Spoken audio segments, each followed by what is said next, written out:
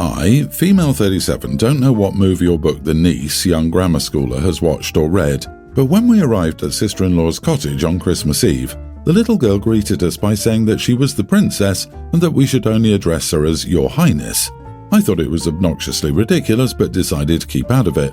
It didn't stop there because during the whole stay, no two people could have a conversation without yelling and screaming from the little girl and her mother to turn any conversation or attention towards her. I've noticed this is common with parents and I don't resent people for it. I've long realized that this is life when you're a parent. Nothing and nobody else matters but your children. You get all the love you need from them. Parents think the sun shines out of their children's backsides and nobody is or will be as wonderful as their kids. We're programmed to be that way for our survival as a species. The little niece is also the first, and until a couple of months ago only, grandchild in the family, so everyone loves her very much, including my husband and I. But the stay was getting exhausting. We did not always remember the new arrangement, and the girl screamed like a banshee when someone forgot and did not address her as Your Highness. So there was a lot of screaming and tantrums. Still, the worst was during Christmas dinner, when the girl demanded each to kiss her shoe before sitting around the table. Can someone explain if this is some kind of Western tradition with royalties and Christmas? Because I never heard of it. I laughed at first and then said, "What? This is ridiculous." But then I saw Granny and others kissing the girl's shoe before sitting. I refused and the niece started screaming like a banshee again, saying no Christmas dinner for me. I laughed again because I thought it was a kid's wild imagination and I thought it was cute at first, but not when they were serious about it. I mean, no. The Queen was a mother, I guess, and she threw an even bigger tantrum than the daughter. Everyone was so angry with me, but I was horrified and angry in equal measure. So of course I wasn't allowed to dine. I called them ridiculous, took a dinner plate and left for my room. I avoided the lot the rest of the stay. I just exchanged polite words and thanked and received thanks for the gifts, with a little tantrum when the niece yelled, "I hate you." Today we drove home 2 days earlier than planned. My husband said I ruined everyone's stay, but I don't think I did. If anybody, it was the people who raised the little girl. So am I the idiot for ruining family Christmas by refusing to kiss my niece's shoe? Excuse me, what?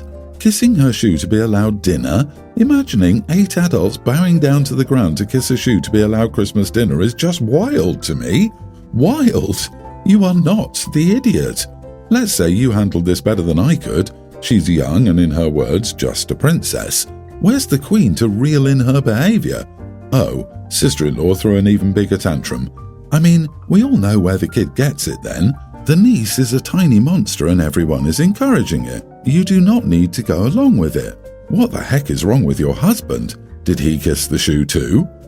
He did kiss her shoes since they weren't angry with him, but he didn't stay for dinner with them. We ate in our room and went for a long walk afterward. I'm not even mad or upset at the child. I was very taken aback that 8 adults would agree to this madness, however, but I have no idea who to blame. Your sister-in-law and the rest of your family are delusional, and so is your husband as well, for that matter. If they think that demanding that you get down on your knees and kiss their precious little brat's feet and beg for dinner is acceptable play behaviour, your biggest problem here is your husband, because it's him you have to live with most of the time, and he apparently shared the sentiment that you ruin the stay. That's so dumb and messed up. I'm not saying divorce, but if my wife pulled some crap like this, I'd reconsider how right in the head she is. Yeah, you have a husband problem. However, OP, you should have told her you're the evil witch and had just turned her prince into a frog. She will need to find that frog immediately to kiss him back into a human within the next few hours, or she will never marry. Ever. Then just sit back and watch the whole house cater to that panic. I'm wondering if I'm justified or not. Everyone comes over for Christmas. I have 14 grandkids, all of my 5 kids, everyone's spouse and older relatives. The kids get 3 presents each, that's 42 gifts just for the kids. There are 17 adults and I get them 2 gifts each, so 34 gifts in total. Then I got 9 gifts in total for the pets in the family. I'm not counting any gifts from my husband and me or any gifts I got from all my relatives. If I did, it would be around 100 under the tree. As you can see, it's a ton of gifts, and I start shopping for everyone at the start of New Year's. Also, young kids are so easy. Anyway, I put everything under the tree, and it's a mess each year. My issue is that one of my daughters-in-law, the whole night, kept going on about not being able to get many presents for their 2 kids. At the adult table, she started ranting about how I made her look bad to her kids. Her husband tried to make her stop and she told him someone must tell this witch. I had had enough at this point and told her that her being poor was not my problem and to stop judging the number of presents. The dinner went on and the kids had a wonderful time. My son wants me to apologize. Am I the idiot? I could have gone too far with my comment, which makes me one. Not the idiot. What does he want you to say? I'm sorry you chose to call me a witch while you sat at my table and ate my food. I'm sorry you tried to ruin Christmas with your behavior. I'm sorry you think we should give everyone else less because you cannot give more. I'm sorry you think I'm responsible for your predicament. I'm sorry your husband, my son, asked me to apologize to you, as it meant we have to continue to discuss your utter lack of manners as a guest in this house. Continue buying gifts for your grandchildren, but tell your son you'll respect his wife and cease buying gifts for him and her. The second she called you a witch, I would have gathered up their coats and packed up their presents.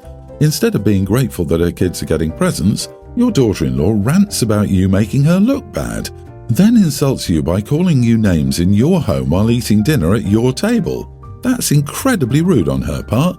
The genuine apology, I'm sorry I let her stay after her outburst, and not buying them gifts in the future will mean 4 fewer gifts under the tree, so she should be happy. Or, you gave her an extra present, a badly needed reality check. That's truly a gift that keeps on giving. If anyone owes anyone an apology, it's her for making a scene at the dinner table. I'd reconsider issuing her any future invitations until she pulls her head out of her idiot butt. Regarding her inability to get presents for their kids, where's your son in this? He's the father. The gifts should be coming from both. He's just as responsible as she is. I, 65 female, and my husband, 67, have 2 daughters. Our eldest, 36, is neurotypical and our younger one, 33, has high needs non-verbal autism. She's in a group home and requires 2-on-1 aides at all time.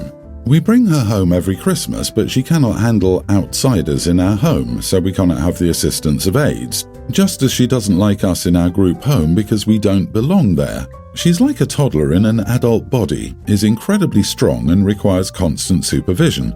I have a bad back, ruptured disc, so I do this every Christmas against the advice of my doctor. This level of care isn't even something I'm supposed to be doing, but I do it because she expects Christmas just as it's always been and has no way of understanding not being able to come home. So I push through it even though it causes me horrible pain for days.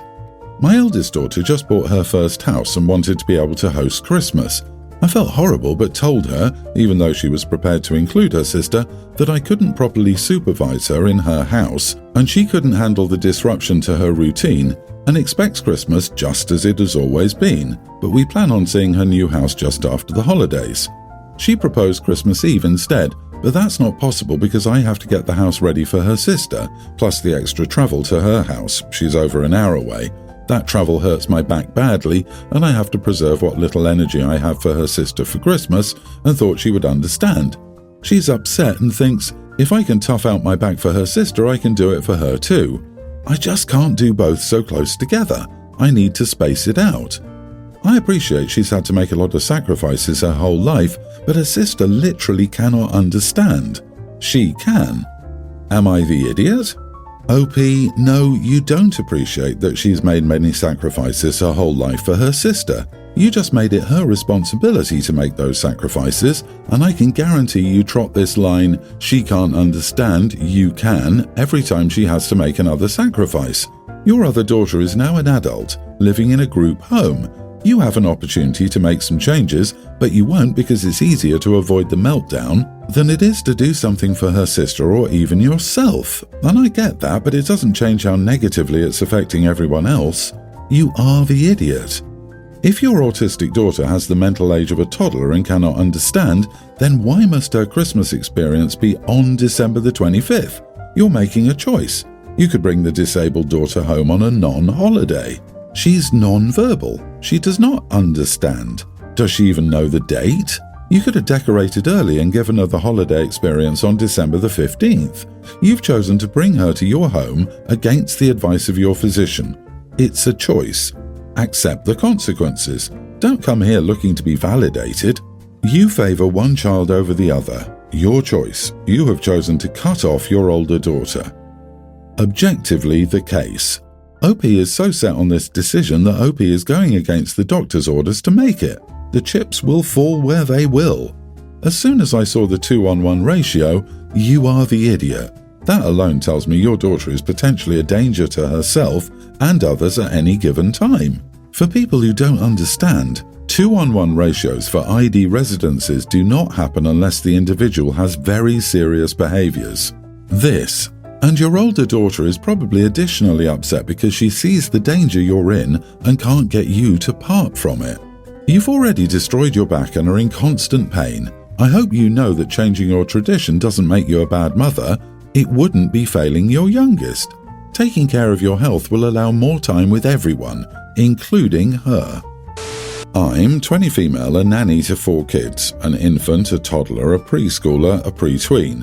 One of the job's requirements was having a car that could fit 4 car or booster seats. Mine didn't, but I applied anyway, and they liked me, so they got me in contact with a friend who was selling a 5-ish-year-old Ford Explorer for cheap. They bought the car, but it's in my name and they're just taking some money out of my check each month for me to pay it back. It's my car and I can do pretty much whatever I want in it, but I need 3 car seats and a booster in there Monday through Friday. I refuse to take the car seats out because I don't know how to install them and I can't have the parents do it every time I want to drive a couple of friends. I still have the Civic that I used before I got this job, so when I'm not working, I usually drive the Civic. My family was about to go to Christmas and my mom told me to get the car seats out of the Explorer so we could all take one car. I said no because the only one I know how to install or remove is the booster seat. My mom said I could watch a YouTube video, but I honestly don't feel comfortable installing the car seats and I couldn't live with myself if the seats weren't properly installed and something happened. My mom thought I was being dramatic and just trying to get out of having the family see how messy my car was. I ended up driving my Civic and my mom followed in her car, but she's still mad that I made us take 2 cars instead of taking the car seats out. Am I the idiot for refusing to take the car seats out of my car so my family can take 1 car to Christmas? Not the idiot. Car seat removal is a pain in the butt. If it was a situation where it was an emergency and you all had to go together because there was no other alternative, that's different. Driving 2 cars is way easier than removing and then replacing 4 car seats. Your family asked you to trade 20 minutes of body-contorting effort, plus probably 5 or 10 minutes of YouTubing since you have to learn each seat because someone doesn't want to drive. The kid's safety is way more important than your mom's desire to take your car. She was very entitled to assume she could use a car she didn't own. You should, however, learn about each car seat. It's very important, not only for your job but also if you ever have kids of your own, to know how to do this. What if one of the kids spills and you must take the seats out to clean? Please ask for a demo from the parents and ask them to help you learn. The background starts with my mom dying. I, nearly adult female, was a tween and my sisters were teens. Our dad met his second wife a couple of years later. The expectations for my relationship with her and my sisters were very different.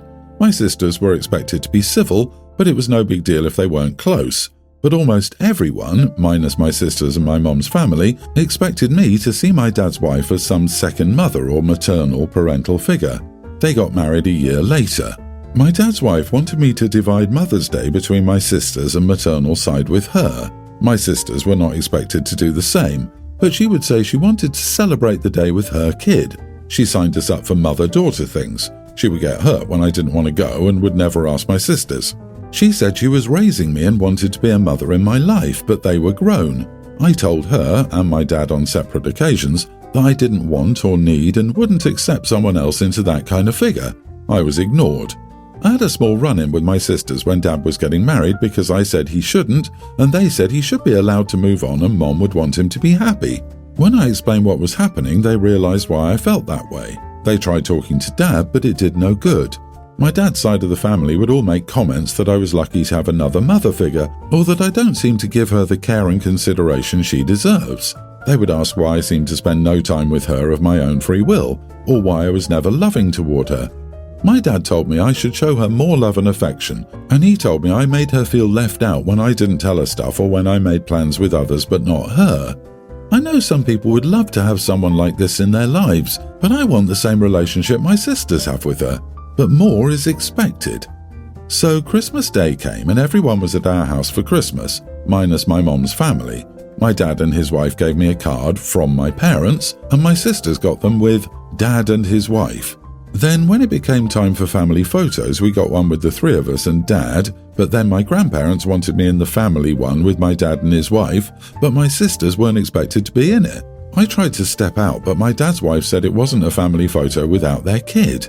This was the point where I lost it, and I told her I was not her kid, she was not my mother figure, that she was dad's wife just like she was to my sisters, and I wanted to be that way.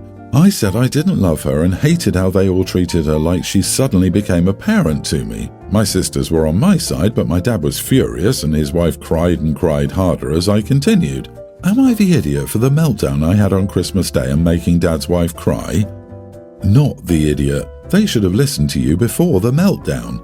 You made your feelings clear for 4 years, but your dad and his wife wouldn't listen, so you had no choice but to lose it with them.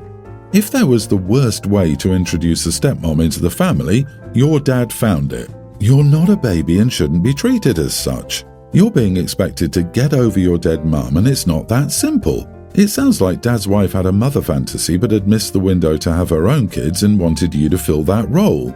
All they're doing is forcing you away. They're only doing this to you because you're too young to just move out and get away from it. Can you stay with someone, maybe one of your sisters, for a while? Exactly. She just walked in and decided you belonged to her as some sort of accessory without a mind of your own. Never mind letting a child grieve or come to terms with everything. You'll be able to move out soon, start your own life, and then decide if it's worth it to have these people around who decided to steamroll right over your emotions and guilt you for not playing the part they assigned you. I hope you can access some therapy soon, OP, and I'm sorry for everything you went through. I wish you the very best with everything.